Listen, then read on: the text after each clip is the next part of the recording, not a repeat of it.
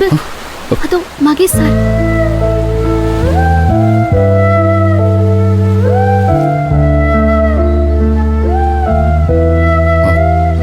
ஆனந்தி, நீ போய் மறைச்சிக்கோ. நான் போய் மகேஷ் சாரை சமாதானம் பண்ணி அவரை வீட்டுக்கு அனுப்பி வச்சுட்டு அப்புறமா வந்துடுறேன். நம்ம ஒண்ணா போலாம், சரியா? நான் வேணா வந்து பேசி பார்க்கறேனே. ஐயோ வேணாம் ஆனந்தி, அவர் உன்னை பார்த்தா தேவையில்லாம டென்ஷன் தான். அவர் யாரையும் கூட்டிட்டு வரக்கூடாதுன்னு சொல்லியிருக்காரு. நீ போ, நான் போய் பேசிட்டு வரேன்.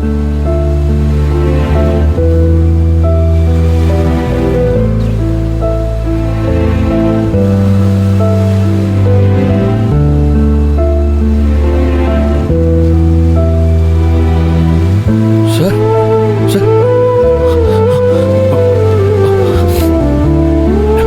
சார், ஏன் சார் இப்படிலாம் பண்றீங்க? புடிவாதம் பிடிக்காதீங்க சார். சார் நீங்க வாங்க சார், எதுவாக இருந்தாலும் வீட்டுக்கு போய் பேசிக்கலாம். இல்ல அன்பு, இனிமே அது என் வீடு இல்ல. இனிமே மகேஷ் தில்லைராஜன் குரூப் ஆஃப் கம்பெனிஸோட எம்டி இல்லவே இல்ல. சார், சேர்மன் தில்லைராஜனோட பையனும் இல்ல. சாதாரண மகேஷ், என் அப்பா தில்லைராஜன், அவ்வளவுதான். சார் சார், குடும்பம்னா 1000 பிரச்சனை இருக்கதான் சார் செய்யும். அதுக்காக குடும்பத்தையே விட்டு கொடுக்கலாமா சார்? சார் கோவத்துல வார்த்தையை விட்டுறாதீங்க சார். சார் இப்போ நீங்க வெளியே வந்திருக்கிறதுனால என்ன சார் ப்ராப்ளம்? யாருக்கு சார் பிரச்சனை? ஐயோ அன்பு, உனக்கு தெரியல, நான் இப்படி இருக்கிறதா என் லைஃப்ல பெரிய ப்ராப்ளமே. நான் ஒரு கம்பெனியோட எம்டியா பணக்காரனா இருக்கிறதுனாலதான் ஆனந்தி கண்ணுக்கு நான் தப்பா தெரியுறேன். உன்ன மாதிரி நானும் ஒரு சாதாரண ஸ்டாஃபா இருந்திருந்தா ஆனந்தி என் லவ் அக்செப்ட் பண்ணிருப்பா இல்ல?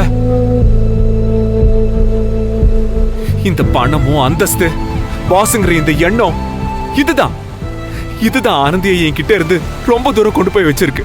சார் நீங்களா ஏன் சார் அப்படிலாம் கற்பனை பண்ணிக்கிறீங்க? ஆனந்தி அப்படிலாம் நினைக்கிற ஆள் இல்லை சார். இல்ல அன்பு, உன்னால என் இடத்துல இருந்து பார்த்தா மட்டும்தான் என் நிலைமையை நீ புரிஞ்சுக்க முடியும். இது உன்னோட தப்பு இல்ல. என் மனசுல என்ன இருக்குன்னு என் மாம்கே புரியல. நீ என்ன பண்ணுவ? என்னால இந்த ஒரு விஷயத்தை மட்டும் தாங்கிக்கவே முடியல. ஆனந்தியும் சரி, என் அம்மாவும் சரி, 2 பேருமே என்ன புரிஞ்சுக்கலன்னு நினைக்கும் போது எனக்கு ரொம்ப பெயின்ஃபுல்லா இருக்கு அன்பு. சார் எல்லாமே கடைசி வரைக்கும் இப்படியே இருந்துடாது சார். எல்லாம் மாறும் சார், நீங்க கவலைப்படாதீங்க சார். இல்ல அன்பு, எதுவும் மாறாது. இந்த விஷயத்துல நீ லவ் பண்ற அந்த பொண்ணும் உங்க அம்மாவும் எவ்வளவு கிரேட் தெரியுமா? உன் லவ்வுக்கு ஆரம்பத்துல 2 பேரும் நோ சொன்னாலும் இப்போ உன்னை புரிஞ்சுக்கிட்டாங்கல்ல. அதான் லவ். ஆனா என் விஷயத்துல அப்படி இல்ல. காரணம் பணம், ஸ்டேட்டஸ். முதல்ல இது எதுவும் நிரந்தரம் இல்லைன்னு நிறைய பேருக்கு புரிய வைக்கணும். நான் இது எல்லாத்தையும் தூக்கி போட்டுட்டு ஒரு சராசரி மனுஷனா மாறணும். அப்படி பண்ணாதான் ஆனந்தி எந்த தயக்கமும் இல்லாம என்கிட்ட நெருங்கி பழகுற மனநிலைக்கு வருவா. எனக்காக நீங்க எதுக்கு சார் இறங்கி வரணும்? அவளுக்காக நான் இறங்கி போகாம வேற யார் இறங்கி போவா? எனக்கு வேற எதுவும் வேணாம் அன்பு, ஆனந்தியை தவிர. அவ கிடைச்சா போதும், நான் நிம்மதியா சந்தோஷமா இருந்துருவேன். இந்த பணம் பதவி எல்லாம் நான் ஈஸியா சம்பாதிச்சிருவேன். எனக்கு அந்த திறமை இருக்கு, எனக்கு படிப்பு இருக்கு. இனிமே அதுக்கான ஒரு ஆளாதான் நான் மாற போறேன். அது வரைக்கும் என்னோட வீட்டு பக்கம் நான் போக போறது இல்ல அன்பு. சரிங்க சார், நீங்க உங்க வீட்டுக்கு போக வேண்டாம், எங்க வீட்டுக்கு வாங்க சார். அங்க இருந்து நீங்க என்ன வேணாலும் பண்ணுங்க. ஆனா இப்படி தனியா மட்டும் இருக்காதீங்க சார். இல்ல அன்பு, என்னால உனக்கு எந்த பிரச்சனையும் வர வேண்டாம். அதுவும் இல்லாம உனக்கு ஒரு தங்கச்சியும் இருக்கா. நான் அங்க வர்றது உன் தங்கச்சிக்கு அன்கம்ஃபர்டபுளா இருக்கும். பக்கத்துல இருக்கிறவங்க எல்லாம் தப்பா பேசுவாங்க. சார் அதெல்லாம் ஒண்ணும் இல்லை சார். யார் என்ன சொன்னாலும் அம்மாவுக்கும் யாழ்னிக்கும் நீங்க யாருன்னு தெரியும் சார். சார் நீங்க ஏன் சார் அதை பத்தி எல்லாம் கவலைப்படுறீங்க? சார் வாங்க சார். வேண்டாம் அன்பு, எனக்கு நீ நிஜமாவே ஏதாவது ஹெல்ப் பண்ணணும்னு நினைச்சா ஒன்னே ஒண்ணு பண்ணு.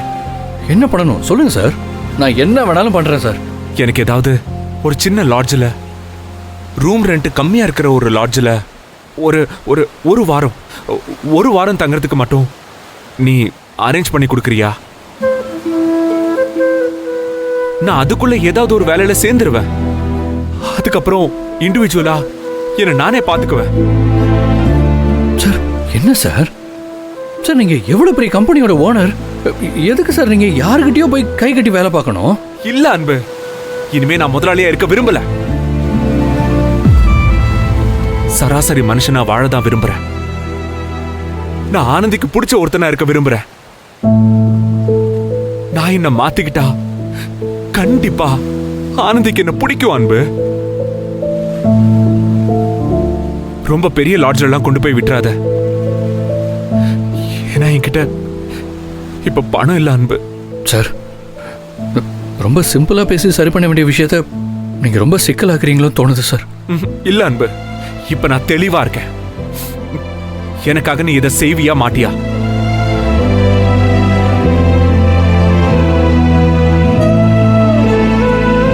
அன்பு, நீயும் என் ஃபீலிங்ஸை புரிஞ்சுக்க மாட்டேங்கிறல்ல? ஐயோ அப்படிலாம் ஒன்றும் இல்லை சார். சரி வாங்க சார் போகலாம். வாங்க சார், ஸ்லிப்பரை போடுங்க வாங்க.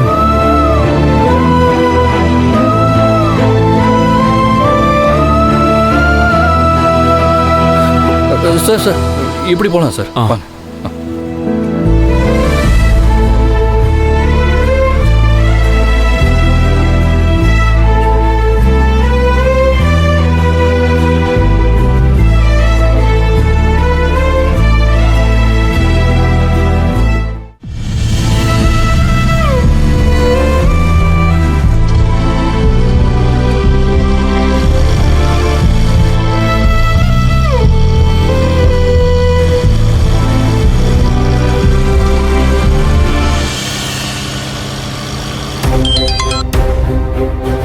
சொல்லு ஆனந்தி, மகேஷ் எங்க இருக்கான்னு தெரிஞ்சதா? கண்டுபிடிச்சிட்டேன் மேடம். எப்படி கண்டுபிடிச்சீங்க? எங்க இருக்கான் இப்ப? நாங்க எங்கேயோ தேடணும், இருந்தாலும் கண்டுபிடிக்க முடியல. சாரதே அன்புக்கு போன் போட்டு பீச்சுக்கு வர சொன்னாரு, அங்கதே இருந்தாரு. சரி, இப்ப கோவம் குறைஞ்சிருக்குன்னு நினைக்கிறேன். அதான் கால் பண்ணிருக்கான். வீட்டுக்கு தானே கூட்டிட்டு போயிட்டு இருக்கீங்க? கொஞ்சம் பக்கத்துல இருந்த போனை கூட ஆனந்தி, நான் அவகிட்ட பேசணும். அன்பு கூட முன்னாடி பைக்ல போயிட்டு இருக்காரு, நான் பின்னாடி ஆட்டோல ஃபாலோ பண்ணி போயிட்டு இருக்கிறேன்.